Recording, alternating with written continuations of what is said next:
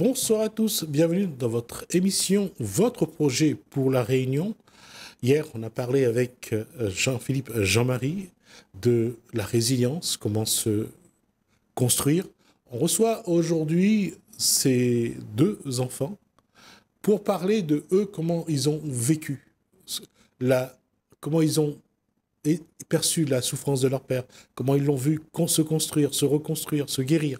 Bonsoir à Cécile Jean-Marie, c'est ça, Jean-Marie, oui. Et bonsoir à Sébastien Jean-Marie. Bonsoir également. D'abord, on va faire quelque chose qui va vous paraître drôle. Après, si vous devez vous présenter, qu'est-ce que vous diriez de vous? Je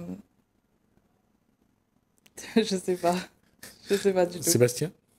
Je dirais toujours souriant. Quelle formation, toujours... profession? Là, je suis cadreur monteur, webmaster. Et je viens d'une formation tout à fait différente qui est l'agriculture. Excellent. Voilà, je suis parti jusqu'au BTS. Donc, ma passion, même avant l'agriculture, c'était l'audiovisuel. Donc là, je suis retourné dans ma passion. D'accord. Voilà. Formation? Alors, moi, je suis allée aussi en lycée agricole. Mais je me suis arrêtée parce que c'était pas ce que je voulais faire à la base, c'était de l'élevage canin. Sauf que pour faire l'élevage canin avec les chiens et tout, il fallait aller en métropole. Donc mes parents, une petite jeune de 15 ans ne va pas aller en métropole toute seule, c'est normal. Donc j'étais allée en agriculture et puis finalement je suis passée sur autre chose. Et après j'ai eu un titre professionnel en secrétaire comptable. D'accord. Et allez, je vais vous faire sourire. Quel est votre point faible et quel est votre point fort? Votre qualité première? Quel est votre point faible alors? S'il y a un point faible. Ouais, il y en a. Comme tout le monde, je suppose. Que je trouve pas tout de suite. Sébastien? Moi, je dirais que c'est un point faible et un point fort, c'est trop perfectionniste des fois. Oui. Et quand j'ai un truc, je lâche pas. C'est voilà. À double tranchant. À double tranchant, ouais. Parce que quand on n'y arrive pas, au bout, on aura perdu du temps pour faire quelque chose qu'on n'a pas... Mais ça n'arrive pas, ça n'existe pas, du coup j'y vais toujours. Voilà. Là, quand on parle de ces qualités, de ces défauts qu'on a, est-ce que c'est lié à l'éducation ou à la personnalité?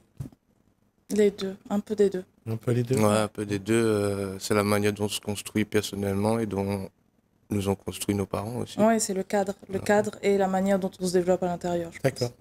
Votre cadre, quel a été votre cadre?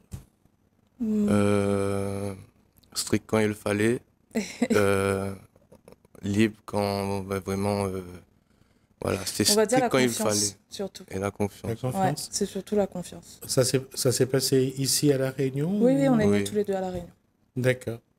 Et grandir à La Réunion avec un papa qui lui a fait sa vie à l'extérieur, ça se ressent ou pas? Oui, au niveau culture pop, moi j'ai vu mon papa qui aime bien les comics et tout. Bon, à La Réunion, je pense pas qu'il y avait ça avant. Ouais. Les BD. Il y en avait, mais il fallait les chercher. Il fallait vraiment les chercher. Ouais. Donc voilà, cette culture pop-là, peut-être qu'il l'a appris en France, au niveau de la musique aussi. C'était plus facile. En métropole, il y avait cet avantage-là. L'accès à un certain nombre de choses était plus facile aussi, c'est vrai. Ouais. Et quand on parle de Marvel, quand on parle de la Ligue des Justiciers, quand on parle de tout ça, je l'ai vécu, j'ai été chercher, j'ai été fouillé dans les poubelles pour trouver les livres. Donc voilà. Mais l'accès n'est pas la même ici. Ouais. Comment vous avez, à La Réunion, à quel moment votre père vous a raconté son histoire? Du plus loin que je m'en souvienne, moi, je crois qu'on l'a toujours su. Ah bon? Ouais. Il me semble que quand même très jeune, il nous a expliqué, bon, pas en détail, bien sûr, mais il nous avait quand même expliqué assez jeune, lui et maman, par quoi il était passé, etc. Et parce que forcément, quand on est petit, on pose des questions. Papa, ben toi, est-ce que tu as fait ça quand tu étais petit? Est-ce que tu es allé à la plage avec tes parents? Ben, forcément, ça soulève des questions. Et donc, ils étaient un peu obligés de nous répondre au bout d'un moment. Mais non, du plus loin que je m'en souvienne, on était au courant. Moi, c'était on va dire, dans les prémices du combat, du début du combat, on va dire, les années 99-2000, quand ça commençait à faire parler, j'entendais parler, papa il m'en parlait. Là, je dois avoir 10 ans. Du coup, sur le coup, on capte pas trop encore. Oui. C'est au fur et à mesure du combat qu'on on se construit aussi là-dessus. On apprend peut-être des émotions. On n'a pas à 10 ans qu'on aura à 13 ans, de comprendre certaines choses, certaines violences. Donc, voilà. À quel âge ça s'est révélé vraiment à vous? À quel âge vous avez pris conscience de de ce qu'il a vécu, de ce qu'il a traversé? Moi, j'avais 12 ans, je dirais, à peu près. Ouais, à l'entrée du collège, vraiment, quand on commence vraiment à aborder tout ce qui est histoire, etc. Je m'étonnais, en fait, que c'était pas... que ce soit pas dans l'histoire. Enfin, c'est bizarre, c'est arrivé, c'est à La Réunion, on est à La Réunion, on est réunionnais, pourquoi il n'y a pas ça dans les livres d'histoire? C'est surtout ça qui m'avait, je vais pas dire choqué, mais intrigué. D'accord. Pour Sébastien, ça a été à quel âge? Euh, Ça s'est vraiment été... Moi, la ça a été révélation? progressif par rapport à D'accord. le combat qui a été mené. Mais c'est surtout, je me suis rendu compte intérieurement, c'est quand moi-même, je suis parti en France, tout seul. Euh, j'ai senti un petit peu je sentais que j'étais loin de mon île, il manquait quelque chose. J'ai eu des mauvaises phases, des bonnes phases aussi. Mais c'est à ce moment-là, quand je suis retourné à La Réunion, que j'ai dit quand même, c'est mon île, quoi. Et là, j'ai compris mon identité réunionnaise, vraiment.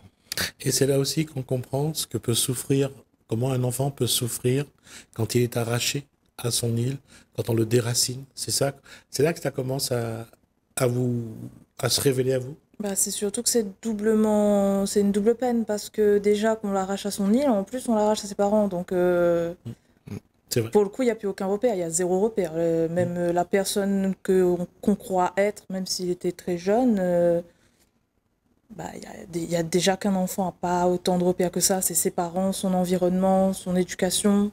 Il n'y a plus rien. Là, c'est surtout ce qui est le plus dur, je pense. En plus du fait d'être loin de son île. C'est loin de la famille. Sébastien? C'est ça. Je rejoins ma sœur là-dessus. Mm. C'est une double peine. Dans le sens, moi, par exemple, quand je suis parti, j'ai pas eu ce déracinement forcé. Je l'ai voulu. Mais j'ai aussi compris que être loin de son île, déjà là, la frais là-bas, comme ça. Oui, ça, c'est quelque chose qu'on découvre. Ouais. On découvre, hein, c'est pas Maïdo, hein, c'est encore un petit peu plus haut. Ah oui, tout à fait. Non, Donc, voilà. Et moi, je suis parti déjà, on va dire, loin de mes parents, dans le sens où j'allais à l'école à Saint-Joseph. Donc, progressivement, j'ai été amené à me préparer à un voyage et à comprendre aussi être loin des gens qu'on aime. Voilà. D'accord. À quel moment vous avez réussi à établir une vraie communication avec votre papa pour que il vous parle de cette vie qu'il a eue en métropole? C'était plus, comme je disais, c'était plus progressif. J'entendais le combat, papa il en parlait, j'écoutais, sans forcément dire un mot, parler avec lui. J'essaie de comprendre, d'analyser les choses. Puis après, au fur et à mesure qu'on allait faire les cabars, la Creuse, tout ça, on en parlait un peu plus. Ouais. Et à quel moment est venu ce sentiment de vouloir le protéger, d'essayer de l'aider à porter cette souffrance? Dès le début. Ah, dès le début? Dès le début, c'est toujours pour un enfant. Je suppose que c'est pareil pour tout le monde, mais moi, voir mes parents pleurer, c'est pas possible, c'est inadmissible, c'est pas quelque chose qui est censé se passer. D'accord. Donc, moi, dès que mon papa il allait sur un plateau télé et que à ce moment-là, forcément, il y avait un peu d'émotion quand il racontait quelques passages de son histoire, je vais dire ça comme ça. Forcément, moi, à la maison, je regardais, je pleurais. Et je voulais pas. Je préférais qu'il arrête d'en parler. Et avec lui, on a parlé surtout de résilience, savoir comment évoluer, aller vers une guérison. Ouais. Et vous en parlez de ça, justement? comment l'accompagner dans sa volonté de se guérir? En fait, non. Non. En fait, mon papa, je dis un petit peu qu'il s'est fait tout seul. Il a tout fait tout seul. Donc, Ouais. en fait, c'est vraiment de lui-même que c'est venu. Et qu'au bout d'un moment, c'était cette reconnaissance, surtout. Ouais. C'est à partir de là que ça a commencé on va dire, à relâcher la pression. Mais il y a une question que vous vous posez, c'est quelle est votre place dans cette histoire-là, dans son histoire? Quelle est votre place? Peut-être ses enfants, bien sûr. Mais en même temps, vous êtes conscient, et ça se voit à votre façon de vous exprimer, vous le voyez de temps en temps avec sa souffrance. Mhm. Comment vous devez vous positionner par rapport à ça? Qu'est-ce que vous pouvez dire ou ne pas dire aussi? Comment vivre avec lui, partager avec lui, porter avec lui ce qui lui est à l'intérieur de lui? C'est d'être là, j'allais dire la même d'être chose. là sur des actions, d'être là. Nous, en tant qu'enfants, on a... Papa, je pense qu'il a, à travers nous, il a eu l'enfance qu'il n'a pas eu. Ouais. Du coup, c'est d'être là pour lui et qu'il soit là pour nous aussi. C'est pas forcément des Voilà. paroles. Des fois, les paroles, ça sert à rien. C'est vrai, je suis d'accord. Des fois, vous allez tapoter son dos, ben, la personne, si elle est triste, si elle est pas bien, si elle se sent pas bien, ça va rien changer à sa vie. Mais être là pour elle, savoir que si besoin, elle peut compter sur vous et que ben, si demain vous l'appelez et elle peut être là, ça peut être mes parents ou même quelqu'un à qui on tient. Hein, c'est déjà être physiquement là pour la personne ou même mentalement. C'est déjà, à mon avis, ce qu'il faut faire dans la plupart des cas. Il y a l'autre question que j'avais préparée, parce que je voulais vous amener à ça, c'est que vous êtes ses enfants, donc vous ressentez sa souffrance, vous savez ce qu'il a vécu. Comment vous vous construisez, comment vous évoluez, comment avec ce il vous a transmis, il vous a appris, comment vous voulez grandir encore? Bah, déjà, il y a plein de choses. Je suppose que mon frère est comme moi, mais des fois, quand on a envie de lâcher, quand on a envie de souffler, quand on a envie d'abandonner, on se dit, ouais, mais lui, il a jamais lâché. Lui, il est toujours là. Lui, après tout ce qu'il a vécu, il est toujours sain d'esprit, il est toujours rigolo, il a toujours le sourire. De temps en temps, il s'énerve. Bon, ça, c'est un bouc, c'est normal. Ça, c'est très sexiste. Oh, C'est je vraiment plaisante. très sexiste. Et il a regardé son frère en plus. Je crois qu'il a des comptes à régler avec vous après. Vraiment, vous voyez ça après. Hein. Donc, on Non, mais continue. voilà, mais dans le sens où pour moi, ce serait pas possible d'abandonner ou de faire quoi que ce soit qui... Il est quand même là, il a quand même eu ses enfants, il s'est quand même battu, il s'est toujours battu dans sa vie et je vois pas pourquoi nous, on le ferait pas en fait. C'est ça, ce truc-là. On n'a pas le droit, c'est inadmissible. Si nous, on abandonne quelque chose qui nous tient à cœur ou quoi, alors que lui, il s'est battu pendant des années. D'accord. Sébastien, la même posture? Oui, exactement la même. Je dirais même que c'est plus pour que ça se reproduise pas. Nous, on est là pour ça, enfin, en tout cas notre génération, et c'est pour ça que quand la génération de papa sera plus là, on sera là pour continuer cette histoire, et on veut pas que cette histoire soit étouffée. On veut que ça Ni se qu'elle se reproduise pas, reproduise, parce ouais. que c'est quand même, à l'époque, il y avait l'abolition de l'esclavage était abolie, ça s'est quand même reproduit sous une autre forme, mais assez similaire. Donc, on veut pas que ça se reproduise, sous quelque forme que ce soit. Justement, dans votre entourage, les gens qui vous côtoient, ils vous en parlent de temps en temps? Ils vous demandent des choses par Tout rapport le à temps. l'histoire de Tout votre le père? temps, Tout ouais. le temps? Tout le temps. En tout D'accord. cas, ceux qui connaissent mon papa, oui. Ou alors c'est vous êtes tout. la fille ou le fils C'est tout. de l'enfant de la Creuse. D'accord. C'est toujours des messages bienveillants et des messages Ouais. de force. Oui. Faut dire papa, lâche pas. Ouais. Mais respecte Bougla. N'en toujours. C'est bien D'accord. ce que Banaï fait, etc. On n'a Ouais, jamais c'est eu toujours, de points négatifs. Non. Ça vous donne, j'allais dire, une autre dimension, c'est de vous dire qu'il y a aussi une tâche, comme vous l'avez dit tout à l'heure, Sébastien, c'est continuer, perpétuer pour éviter que, pour ne pas que ça ne reproduise plus. Mais en même temps, il faut aussi, être, comme l'a dit votre papa, La résilience. c'est la résilience. Oui. Et comment vous travaillez cette résilience-là?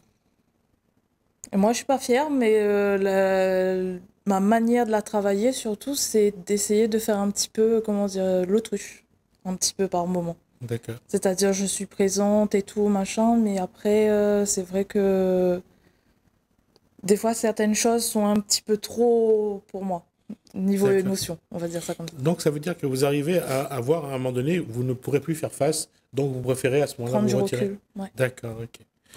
C'est la posture de Sébastien par rapport à lorsqu'il y a un trop plein d'émotions, c'est de faire quoi? Moi, je serais plus dans, oui, prendre du recul, mais ne pas laisser passer certaines choses. D'accord. Et surtout pour la résilience, ça cause, si mon papa il va dans ce sens, j'irai avec lui dans ce sens, bien sûr. D'accord. C'est mon droit en tant qu'enfant et la manière dont je le soutiens. Je ne serai pas là à mettre la faute vitam aeternam sur un tel gouvernement. Si mon papa il décide que ben ok, parce que ça reste son histoire, je serai avec lui de toute façon. Ouais. Et c'est pourquoi je vous dis ça, parce que à la Réunion il y a toujours ce problème des Réunionnais qui veulent partir pour étudier, pour tenter l'aventure, pour aller travailler. Il y a ceux qui ne bougeront jamais de cette île-là parce que c'est leur île et que entre le travail, puisque vous l'avez fait cette démarche-là, c'est pour une formation, je suppose. Oui, c'était pour un BTS agricole. Et vous conseillez aux gens si c'est nécessaire pour pouvoir continuer à évoluer, à se former, à trouver un travail, de partir, malgré Bien tout. sûr, bien sûr. Surtout, je conseille aux gens, aux jeunes, ah, pour qu'il me sabat là-bas. Non, allez-y, ça crée une ouverture d'esprit surtout. Faut qu'on ne reste pas enfermé à La Réunion. Il y a plein de belles choses à découvrir, plein de mauvaises choses à découvrir. Mais quand on revient ici, on est construit. Et comme il dit, pas mort couillon, mais nous C'est sera... quelque chose de plus qu'on apprend. Quand on entend des choses extérieures qui se passent dans le monde, on aura plus du recul à comprendre D'accord. certaines choses. Cécile a pensé à un moment donné, elle est déjà partie en métropole? Alors, j'y suis allée 1 mois, quand j'avais 12 ans. Et j'ai plus voulu y retourner, ou en tout cas que pour des vacances, pour voir la famille. Mais pour moi, c'est mon île, c'était la première chose qui m'a choquée. Et c'est ce que j'ai pensé, surtout dans l'avion, c'est de regarder l'horizon et de voir qu'il est plat. Et je me suis dit, mais mon papa, quand il est arrivé tout petit, il a vu quoi?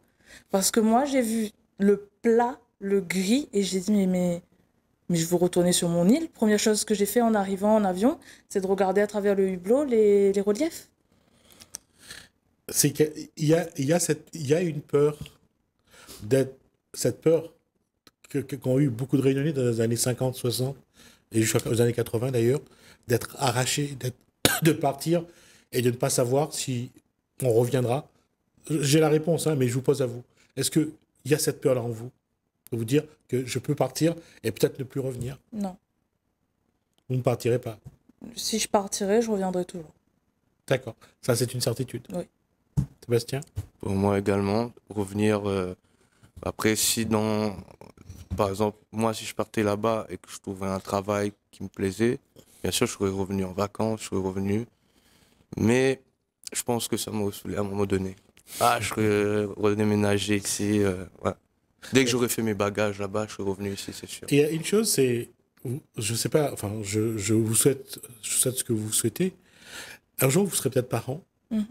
Qu'est-ce que vous allez transmettre à vos enfants, justement, sur ce point-là, par rapport à votre papa, par rapport à ce qu'il y a en vous?